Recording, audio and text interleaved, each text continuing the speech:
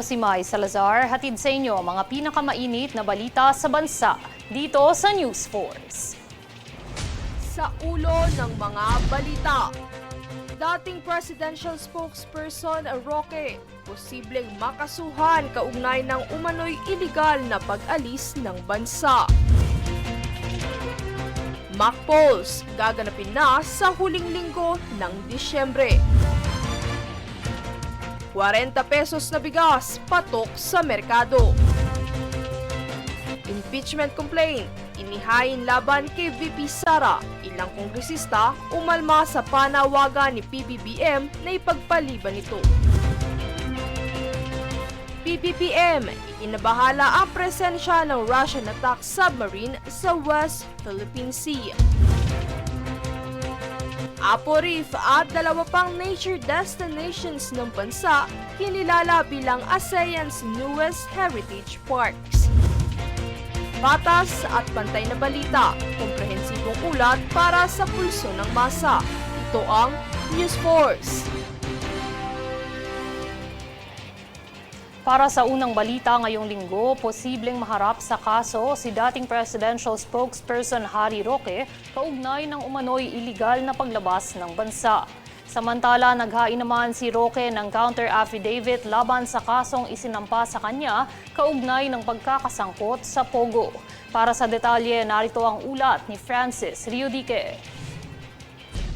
Kinumpirma mismo ni dating presidential spokesperson Harry Roque na nakalabas na siya ng bansa.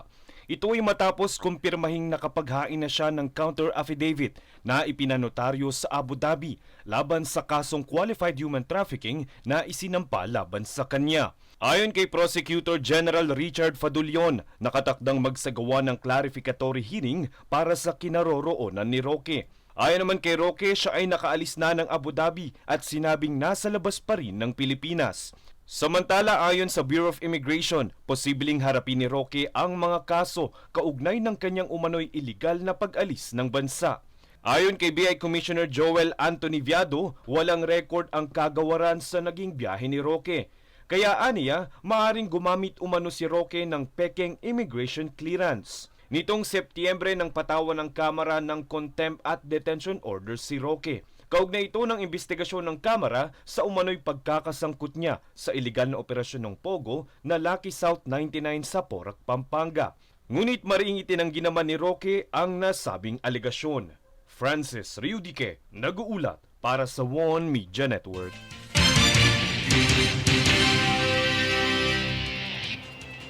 Inanunsyo naman ng Commission on Elections o COMELEC na maglulunsad ng malawakang mock poll sa 15 lugar sa bansa sa huling bahagi ngayong buwan ng Disyembre. Partikular sa mga lugar na sasailalim sa mock polls ang Metro Manila, Special Geographic Area ng Bangsamoro Autonomous Region in Muslim Mindanao o BARM. Ayon sa COMELEC, nais nilang masaksihan ang aktwal at pangkalahatang pagsasagawa ng automated elections sa iba't ibang bahagi ng bansa na dadaluhan ng miyembro ng electoral boards at mga rehistradong botante.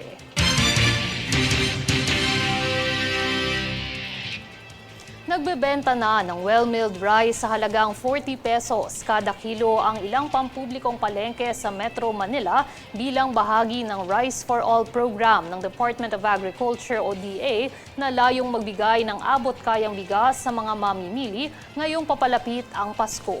Ang kaganapan tunghayan mula kay Jade Buhoy. Pinangunahan ni Agriculture Secretary Francisco Chulorel Jr. ang pagpapalakas ng programa sa pamamagitan ng pagbubukas ng mga kadiwa ng Pangulo Rice for All kiosk sa mga pangunahing palengke noong 5 ng Disyembre. Ayon kay Laurel, balak palawakin ang programang ito sa iba't ibang bahagi ng bansa, lalo na sa mga lugar na may mataas na presyo ng bigas na maaaring dulot ng profiteering. Bumisita sa mga palengke ang Assistant Secretaries ng ahensya upang masiguro ang maayos na implementasyon ng programa. Kasabay nito ang pagdagsa ng mga mamimili sa pagbubukas ng mga kiosk kung saan mabilis na ubos ang supply sa New Las Piñas Market at Pasay City Public Market dahil sa mahabang pila ng mga mamimili. Pahayag pa ng ahensya, plano rin nilang maglagay ng kadiwa kiosk sa mga MRT at LRT stations sa susunod na linggo. habang inaayos ang mga logistics tulad ng imbakan at seguridad. Bukod pa rito, target rin ng DA na makipagtulungan sa iba't ibang ahensyang nauugnay dito. Jade Buhoy, nag-uulat para sa One Media Network.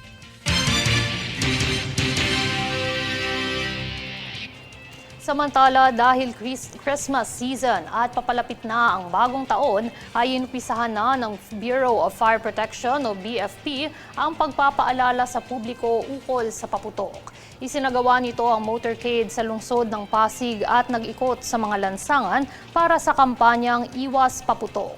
Layo nitong maiwasan ang kaso ng mga firecracker-related injury na naitatala tuwing bagong taon dahil sa mga mapanganib na paputok.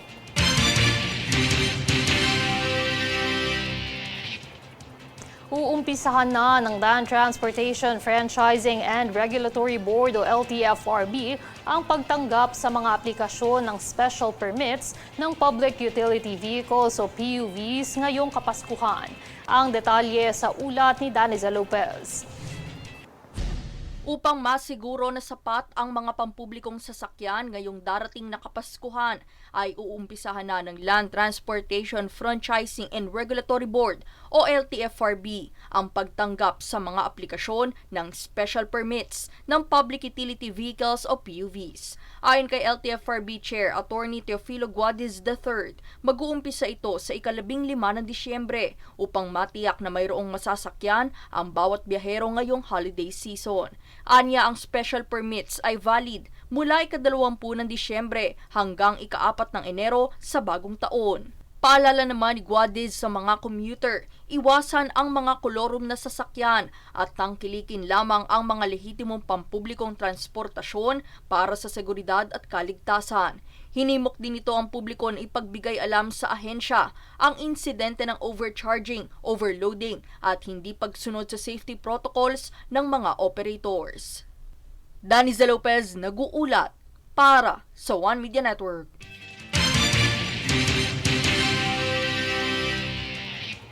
Tinatayang nasa 14 na sanggol ang nabuo sa ilalim ng surrogacy mula sa 13 Pinay na nahuli bilang baby maker sa Cambodia.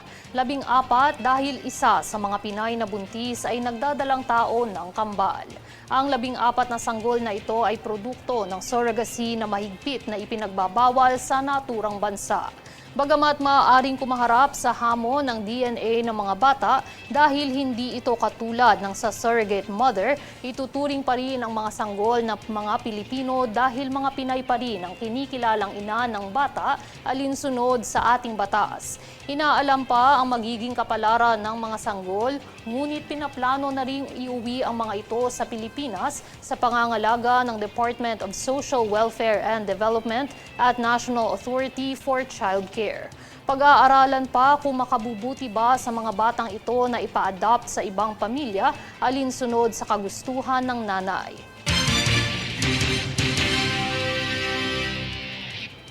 Sa ibang dako naman, walang naiulat na aberya ang Department of Migrant Workers o DMW dahil nananatiling normal at stable ang trabaho ng mga kababayan nating overseas Filipino workers o OFW sa South Korea. Ito ay sa kabila ng nagaganap na krisis sa pamahalaan ng South Korea matapos magulo ang naturang bansa dahil sa panandaliang pagpapatupad ng martial law ni Pangulong Yoon Suk Yeol na umabot lamang ng 6 na oras at kalaunan ay binawi na. Naghain ng impeachment motion ang mga partido ng oposisyon ng National Assembly ng South Korea laban sa Pangulo dahil itinuturing umano itong paglabag sa kanilang konstitusyon at grave act of rebellion. Tinitiyak naman ng DMW na nananatiling ligtas ang mga manggagawang Pilipino at maaari pa ring maglabas-pasok ang mga Pinoy sa South Korea, mapa-travel man o deployment para sa trabaho.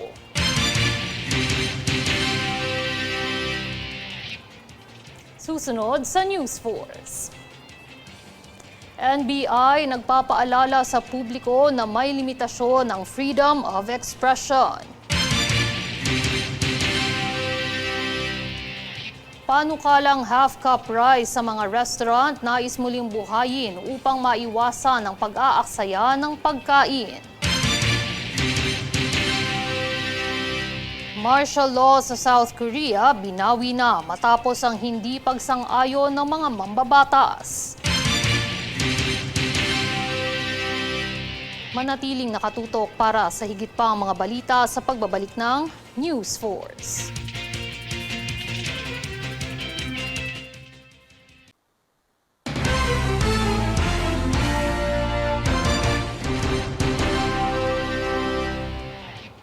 Natuloy na noong ikalawang araw ng Desyembre ang kauna-unahang impeachment complaint laban kay Vice President Sara Duterte na inihain ni Akbayan Representative Percy Sendanya, bunsod ng 5 grounds for impeachment sa ilalim ng kanyang termino. Yan ang balitang hatid ni Jade Buhoy. Nakatanggap noong ikalawa ng Disyembre ang Office of the Secretary General ng impeachment complaint laban kay Vice President Sara Duterte na inendorso ni Akbayan Representative Percy Sendanya kasama sina dating Peace Advisor Teresita Quintos Deles, Father Fabiano Villanueva, dating Magdalo Party List Representative Gary Alejano at mga pamilya ng mga biktima ng drug war noong nakaraang administrasyon. Pahayag ni dating Senador Laila de Lima na nagsilbing tagapagsalita ng grupo, ang kasong ito ay hindi lamang legal na laban kundi isang moral na hakbang para maibalik ang dignidad at integridad sa serbisyo publiko. Ayon pa kay Sendanya, ang impeachment ay bahagi ng mas malawak na layunin ng pananagutan kabilang ang mga kontrobersyal na polisiya ng dating Pangulong Rodrigo Duterte na nagdulot ng paghihirap sa maraming pamilya na patuloy na naghahanap ng katarungan. Samantala, panawagan ni Tingog Party List Representative Jude Asidre kay BP Sara na ituon ang pansin sa kanyang constitutional mandate at ipakita ang pananagutan at pagiging transparent bilang isang opisyal ng gobyerno. Binatikos rin niya ang mga pahayag ni BP Sara na aniya ay nagpapalayo sa atensyon ng publiko mula sa mga usaping mahalaga sa bayan. Aniya, kinakailangang magbigay linaw tungkol sa paggamit ng pondo ng gobyerno, lalo na ang confidential funds, at igalang ang karapatan ng mga Pilipino na humihingi ng paliwanag. Bagamat bago mangyari ito, matatandaang nanawagan si President Ferdinand Marcos Jr. na iwasan ang paghain ng impeachment complaint laban kay BP Sara. Iginiit ng ilang mambabatas na hindi maaaring hadlangan ang karapatang ito ng mga mamamayan. Ayon kina House Assistant Majority Leader Pami Zamora at Zia Alonto Adjong, tungkulin ng mga mambabatas na tugunan ng anumang reklamong ihahain alinsunod sa saligang batas. Pagpapaliwanag nila, ang panawagan ng Pangulo ay isang apela lamang at hindi direktiba bilang paggalang sa kalayaan ng lehislatura. Pahayag pa ni Adjong na inuuna ni Marcos ang pambansang interes kaysa sa personal na issue kasunod ng mga kontrobersyal na pahayag ni BP Sara. Dagdag naman ni One Rider Representative Rog Gutierrez na ang proseso ng impeachment ay malinaw na nakasaad sa konstitusyon at kailangang sundin kung may lehitimong reklamo. Ukol naman sa inihaing impeachment, pahayag ni House Secretary General Reginald Velasco na tungkulin ng Kamara na aksyonan ang mga ganitong reklamong alinsunod sa saligang batas. Ang nasabing reklamo ay dadaan sa masusing proseso upang matukoy ang forma at substansya nito. Binigyan din ni Velasco ang kahalagahan ng impeachment proceedings sa pagpapanatili ng tiwala ng publiko at pananagutan ng mga opisyal. Bunsod nito, hinikayat niya ang lahat ng panig na igalang ang proseso upang mangibabaw ang katotohanan at katarungan. Jade Buhoy, nag-uulat para sa One Media Network.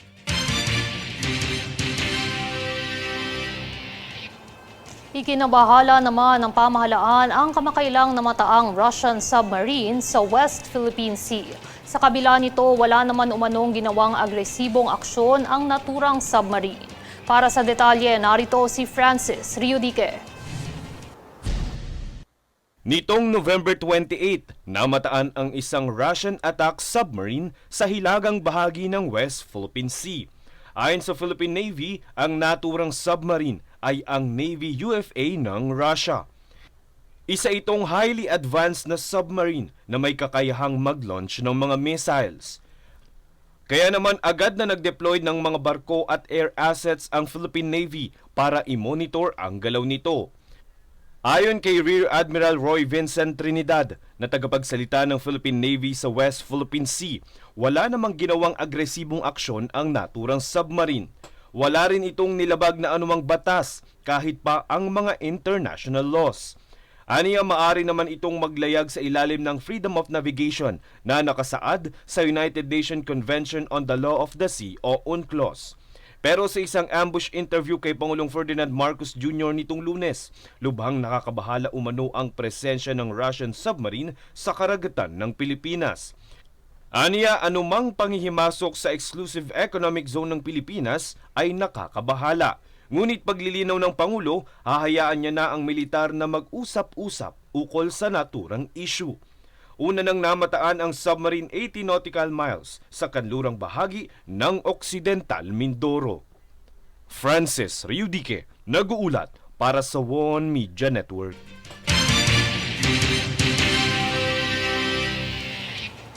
Nag-file ang iba't ibang sektor ng impeachment complaint laban kay Vice President Duterte dahil sa maling paggamit ng confidential funds na itinuturing na pagtataksil sa tiwala ng publiko. Hinimok nila ang Kongreso at Senado na agad aksyonan ito para sa transparency at accountability. Narito ang buong impormasyon. Kamakailang naghain sa Kamara ang broad coalition ng impeachment complaint laban kay Vice President Sara Duterte. Impeach Sara now! Impeach Sara now! Impeach Sara now! Impeach Sara now! Impeach Sara now! Impeach Sara now! Ito ang panawagan ng mga complainants mula sa iba't ibang sektor, kabilang ang mga kabataan, guro, manggagawa, magsasaka, religious groups at dating mambabatas sa paghahain ng impeachment complaint. Dito rin iginiit ni Teddy Casino at Liza Masa na ang aksyon ng Vice-Presidente ay isang matinding pagtataksil sa tiwala ng publiko at panawagang tapusin na ang fiscal impunity sa gobyerno. Nananawagan din ng grupo sa publiko na bantayan ang proseso at sa Kongreso na agad ipadala ang reklamo sa Senado para sa patas na paglilitis. Bukod sa grave misconduct at abuse of power, kabilang ang paggamit ng 125 million peso confidential funds sa loob ng 11 araw at umano'y pagbabanta laban sa mga opisyal tulad ni na Pangulong Bongbong Marcos Jr. at House Speaker Ferdinand Martin Romualdez. Inendorse ito ng mga Makabayan Block Representative kung saan nagpahayag si ACT Teachers Party List Representative Franz Castro ng mga anomalyang kinasasangkutan ni BP Sara na nag-udyok sa grupo na maghain ng reklamo. Fabricated na mga acknowledgement receipt, yung mga pineke na mga accomplishment report at iba't iba pa na tingin natin ay isang matinding matinding dahilan na para sabihin natin dito na hindi siya worth sa ating trust. Pahayag naman ni Kabataan Party List Representative Raul Manuel ukol sa pag-endorso nito. Kasama na dyan ang tatlo from Makabayan, kaya ibig sabihin tatabuhin din talaga natin na makumbinse pa yung iba labas doon sa minority coalition. Nagpaliwanag din dito si Renato Reyes ukol sa higit 70 taong naghain ng nasabing reklamo. Lahat sila ay bahagi ng mga kakalampag, kakatok, makikiusap sa kanilang mga kongresista para suportahan itong impeachment complaints. Paglilinaw pa ni Nery Colmenares na tumatayong abogado sa nasabing impeachment complaint. Pero finokus namin sa betrayal of public trust because it is all-encompassing na. At para sa amin, yung pinaka mabilis na paraan na ma-resolve ang kaso. Kaya betrayal of public trust. But more than just the mere grounds. Alam nyo, para sa mamamayan, napakataas ng pagpapahalaga nila ng iyong pag-violate sa public trust. Bagamat nananawagan si Pangulong Bongbong Marcos na pagpaliban ito, ayon sa kanila nararapat lamang isulong ito ukol sa karapatan ng taong bayan.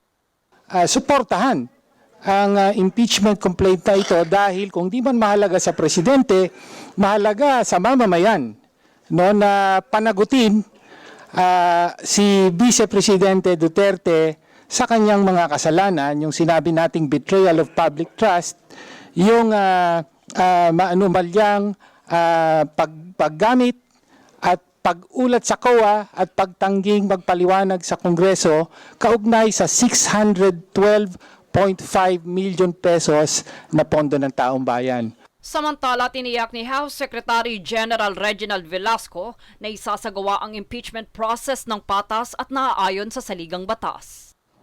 The House is committed to performing its constitutional duty with fairness, impartiality, and respect for the rule of law. We assure the public that this process will be conducted with integrity, guided by the principles of due process and adherence to the Constitution. Ayon pa sa pahayag, ito ay nagpapakita ng kahalagahan ng accountability sa pamahalaan at ng papel ng Kongreso sa pagpapanatili ng mabuting pamamahala. Pinayuhan din ng Kamara ang publiko na igalang ang legal na proseso at hayaang manaig ang saligang batas. Jade Buhoy, nag-uulat para sa One Media Network.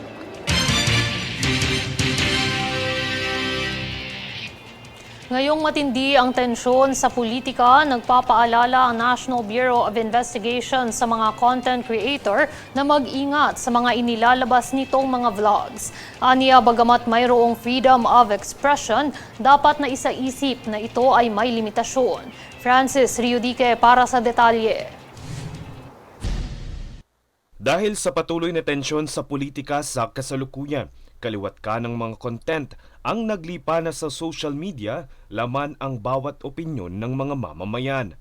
May paalala dito ang National Bureau of Immigration o NBI. Ayon sa NBI, hindi absolute ang kalayaan sa pamamahayag o ang freedom of expression. Sa madaling salita, ito ay may limitasyon. Kaya ayon kay NBI Director Jaime Santiago, dapat na mag-ingat ang mga vloggers sa mga binibitawang mga salita dahil maaari silang panagutin dahil dito. Halimbawa na umano nito ang pagpapahiwatig ng sedisyon o paghihikayat ng rebelyon o pag-aalsa laban sa pamahalaan. Kasama din umano dito ang paninira ng walang basehan. Ang mga ganitong insidente ay maaaring paimbestigahan ng pamahalaan at kalaunay masampahan ng kaso. Pagbabahagi pa ni Santiago, lumapit sa kanilang ahensya si Surigao del Norte Representative Ace Barbers kaugnay ng naturang issue. Ayon sa liham ni Barbers, siya umano ay target ng mga umano'y bayarang trolls at vloggers na posibleng may kaugnayan sa mga iligal na pogo at droga. Paalala ni Santiago sa mga government officials, maaari silang magsampa ng reklamong cyber libel kung sila man ay siraan o kutsain ng mga vlogger. Francis Riudique, nag-uulat para sa One Media Network.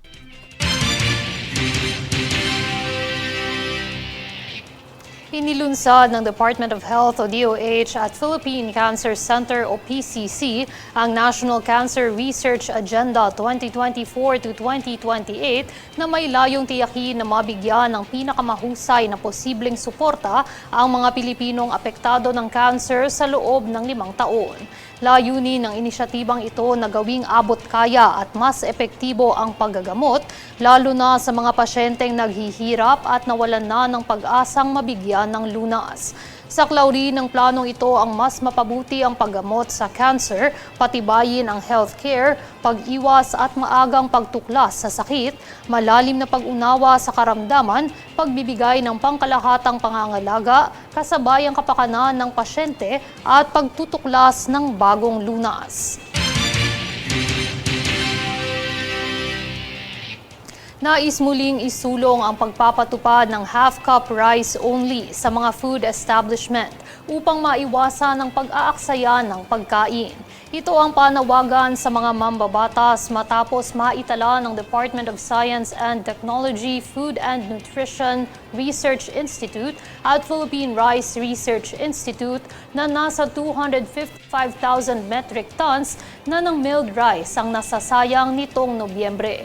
Ito ay para rin may opsyon ang mga Pilipinong hindi kayang ubusin ang isang buong tasang kanin sa mga resto at hindi inoobligang ubusin ito upang hindi masayang.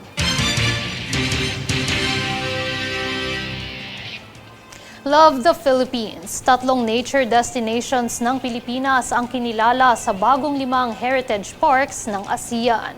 Kabilang dito ang Apo Reef, Balinsasayaw Twin Lakes at Turtle Islands. Kinumpleto naman ng Fo-Cheng Tong National Protected Area at Nam Pui National Protected Area ng bansang Laos ang naturang 5 bagong ASEAN Heritage Parks o AHP. Ayon kay ASEAN Center for Biodiversity Acting Executive Director Clarissa Arida, ang pagiging bahagi ng AHP network ay binibigyang oportunidad na paunlarin ang kapasidad sa rehiyon, awareness-raising activities at tutulungan sa pamamahala ng operasyon sa naturang lugar.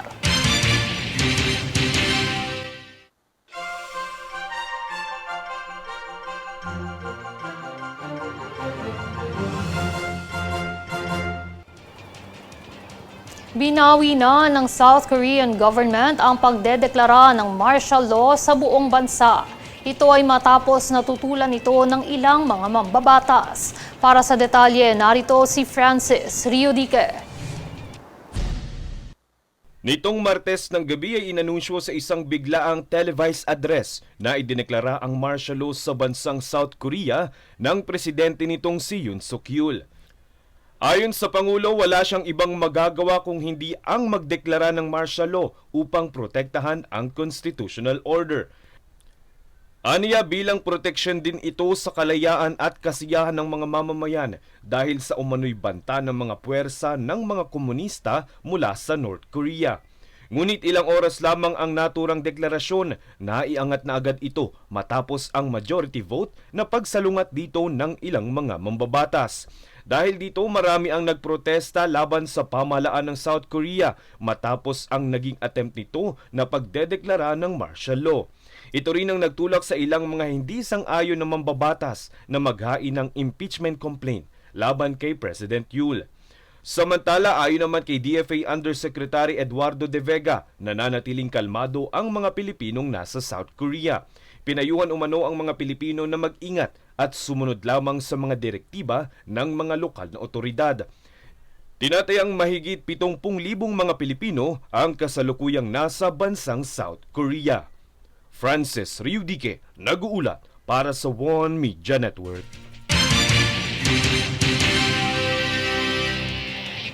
At narito ang recap ng mga nagbabagang balita ngayon. Sa ulo ng mga balita, dating presidential spokesperson Roque, posibleng makasuhan kaugnay ng umano'y iligal na pag-alis ng bansa.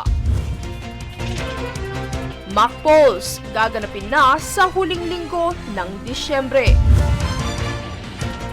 40 pesos na bigas patok sa merkado. Impeachment complaint, inihain laban kay VP Sara. Ilang kongresista umalma sa panawagan ni PBBM na ipagpaliban ito. PBBM, inabahala ang presensya ng Russian attack submarine sa West Philippine Sea. Apo Reef at 2 pang nature destinations ng bansa kinilala bilang ASEAN's newest heritage parks. Patas at pantay na balita, komprehensibong ulat para sa pulso ng masa. Ito ang News Force. At yan ang pinakamainit na mga balita ngayong araw. Manatiling nakatutok sa aming mga ulat at updates sa aming Facebook page, facebook.com/OneMediaNetwork. Ako si Mai Salazar at ito ang News Force.